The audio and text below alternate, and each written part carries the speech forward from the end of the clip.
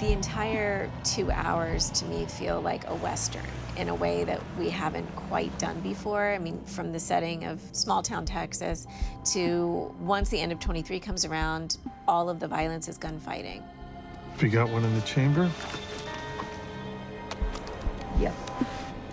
I'm usually not a big proponent of our team being in jeopardy like that more than really once a year. So this year, it felt like there were some things that we could really play with.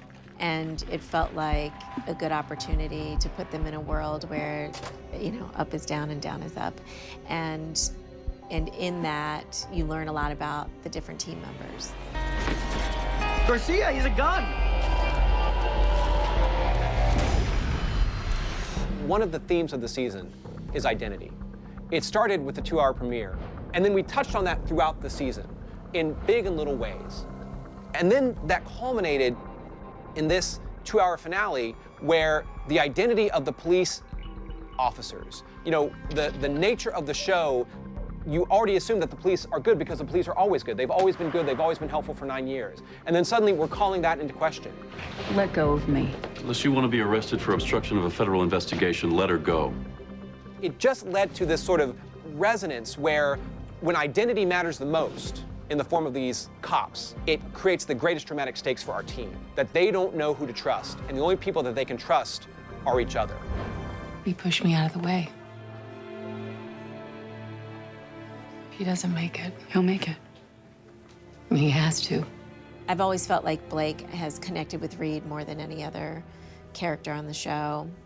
She shows a mothering side, but it's not something she really allows herself to give too much into, and I started wondering why she didn't do that. Ethan, open your eyes. Hurry! And it all just kind of came together and made sense to me that this is what makes her tick. Who's Ethan? My son. I had so much fun with Jean, and the character of Blake was really interesting and very special to read because she was a linguist, and they had, as I did with Jean in real life, or do with Jean in real life, a certain, we speak sort of the same language. And so it's of course sad to see her go, but it allowed for some really nice scenes. Ethan would have been a lot like you. Thank you for being there when I woke up. It meant a lot. Of course. She becomes another, I think, person in Reed's head that he thinks of often and loves.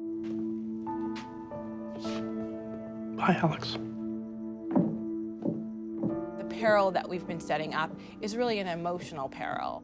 How does the darkness affect the light of our heroes? Is this as good as it gets? Is this worth everything? Is being an FBI agent worth my life? Is it worth my sanity? Is it worth my relationship? And have I given all I can give? And is it okay to actually possibly move on? Yeah. I want everyone to feel like the ride you've been on for 9 years was worth it, but have enough story to propel us to the next season. And I think we have that. I think it's a dynamic finale, but I also think it poses a question that will be answered to make our premiere of next season amazing.